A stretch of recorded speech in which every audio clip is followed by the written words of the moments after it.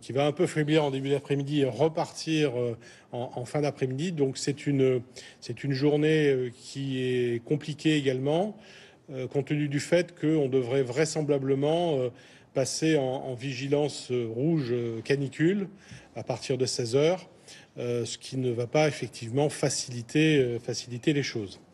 Il y a toujours donc 90 km de lisière à traiter, et donc les réactivations qui se sont produites justement sur ces lisières, d'où l'importance de les traiter. Et comme je le disais hier, c'est un véritable travail de fourmi qui est fait par nos pompiers sur le terrain.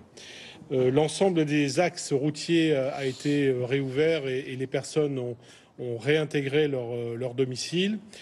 S'agissant des réseaux, sur les réseaux électricité, je voudrais saluer le travail qu'a fait Enedis pour rétablir l'électricité dans tous les réseaux, alors soit de manière pérenne en rétablissant les réseaux, soit avec l'apport de groupes électrogènes, parce que il y aura des travaux qui seront à effectuer sur le réseau dans les semaines qui viennent, mais l'ensemble des foyers ont l'électricité. Sur l'eau, on attend encore quelques tests de précaution sur la potabilité de l'eau, mais dans toutes les communes où il y a des consignes de ne pas boire l'eau, il y a évidemment à disposition des bouteilles d'eau pour la population. S'agissant des réseaux téléphoniques, les choses s'améliorent, mais il y a encore du travail. Je voudrais saluer là aussi le travail important qui a été fait par Orange et par Bouygues. Les choses sont un peu plus compliquées, je ne vous les cacherai pas, avec SFR. Donc nous mettons un peu la pression sur cet opérateur pour qu'il soit à la hauteur des autres pour rétablir les réseaux téléphoniques. Ce que je voudrais indiquer également, c'est que compte tenu de la vigilance canicule rouge, je réédite les consignes de ne pas aller dans les massifs qui sont donc d'accès interdit. Je vais prolonger cette interdiction d'aller dans les massifs sur l'ensemble du département jusqu'à la fin de la semaine prochaine. Je crois que tout le monde comprendra bien que, vu l'état de sécheresse associé au vent, il est préférable d'éviter de se balader dans les massifs forestiers. Et évidemment, cela permet aux pompiers de se concentrer sur les autres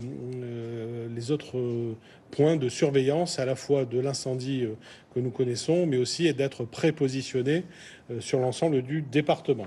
Voilà ce que je voulais dire de manière synthétique. Le bilan humain et matériel n'a pas évolué depuis hier. Donc nous en sommes toujours à 6 victimes civiles, donc une personne décédée, 19 victimes parmi les sapeurs-pompiers, donc 18 urgences relatives et une urgence absolue.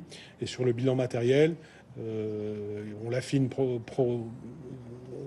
mais on est encore à 36 habitations détruites et 20 endommagées, plus une vingtaine de hangars agricoles. On a en tout et pour tout 21 familles qui sont relogées, principalement dans la famille ou dans le réseau amical. Voilà ce que je voulais indiquer. Je vous propose de passer la parole au colonel Magny sur les aspects opérationnels.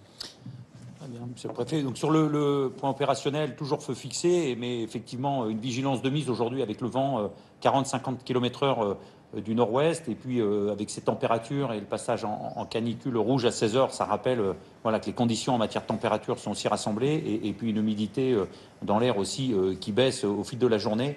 Donc voilà, une mobilisation sans faille des plus de 1300 pompiers engagés et près de 400 engins, donc, qui sont redéployés au vu de ces évolutions météo, mais en se rappelant qu'on a aussi, nous, des prépositionnements sur le terrain, en plus des 46 centres qui sont armés par nos sapeurs-pompiers, par le fait qu'on ait l'équivalent de 3 zones sur nos 9 zones, les 3 zones météo classées en risque très sévère aujourd'hui, donc une échelle à 5 sur 6 sur la partie est du département à travers ce renforcement du vent toute la journée.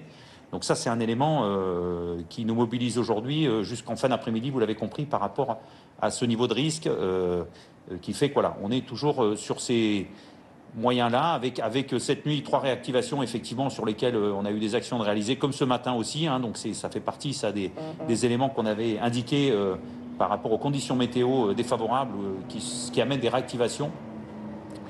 Donc c'est sur ce plan-là qu'on a réorganisé. On sait qu'on est en lien avec l'état-major de zone aussi pour connaître la disponibilité des moyens aériens si les situations venaient à évoluer, donc comme on l'est tout le temps.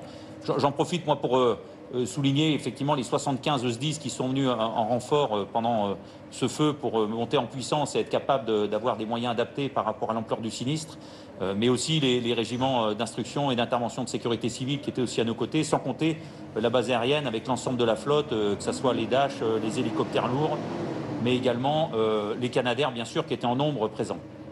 Voilà, sur l'aspect opérationnel, ce qu'on pouvait dire ce matin, donc une mobilisation par rapport à des conditions météo défavorables aujourd'hui.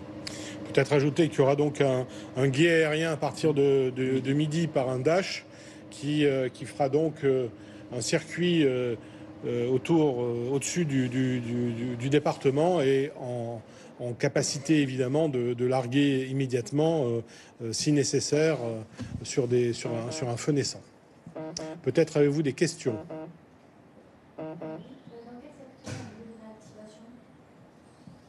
Comment? Dans quel secteur les réactivations? Dans les secteurs, plutôt sur le secteur de Durban, donc ça veut dire plus au sud du chantier. Mais on voit bien que elles peuvent se faire à tous les endroits. Nous, notre point de vigilance par rapport aux conditions météo, vous l'avez compris, c'est plutôt justement à l'est du chantier et sur toutes les lisières, mais plus particulièrement l'Iest, donc à hauteur des éoliennes, ce qui nous a amené hier à justement anticiper pour adapter notre dispositif aujourd'hui par rapport aux évolutions météo qui ont démarré dès le milieu de la nuit et qui vont se poursuivre pour la journée. D'autres questions? Est-ce qu'on connaît le village qui est le plus approvisionné en eau, qui a besoin d'eau pour faire les Tous les villages sont approvisionnés au moins avec des bouteilles et donc l'eau est partout. Simplement, on a des tests sur la potabilité qui sont en cours dont on n'a pas encore le résultat. Donc voilà, l'ensemble des villages sont alimentés, mais pour l'instant, on attend ces résultats pour pouvoir dire que l'eau est potable. Les noyages vont continuer dans les jours à venir? Les noyages, oui. Oui, là on est sur un feu qui est effectivement toujours pas maîtrisé. Donc ça veut dire que le traitement des lisières va être encore long. On a même des renforts qui vont arriver dès demain matin. On en a parlé avec monsieur le préfet, avec 64 hommes de troupes spécialisées militaires qui vont être formés avec des seaux-pompes et des râteaux riches, donc des moyens spécifiques, à traiter toutes ces lisières pour justement pouvoir, dans les prochaines semaines, pouvoir passer feu éteint pour justement garantir que les 90 km de lisière puissent être effectivement nettoyés, ça veut dire grattés, arrosés, pour qu'on ait une garantie à ce que le feu ne puisse pas redémarrer. En ce qui concerne aujourd'hui le risque de canicule, est-ce que vous avez d'autres points de mobilisation pour justement, à côté des massifs, essayer de prévoir si jamais il y a un incendie et pouvoir déployer les moyens terrestres rapidement si jamais? Donc nous, là, on a plus de 3 groupes feux de forêt qui sont prépositionnés sur le terrain par rapport justement aux 3 zones classées en très sévères, mais également voilà, les 2 hélicoptères d'eau loués par l'État qui sont prépositionnés à Carcassonne depuis le début de l'été.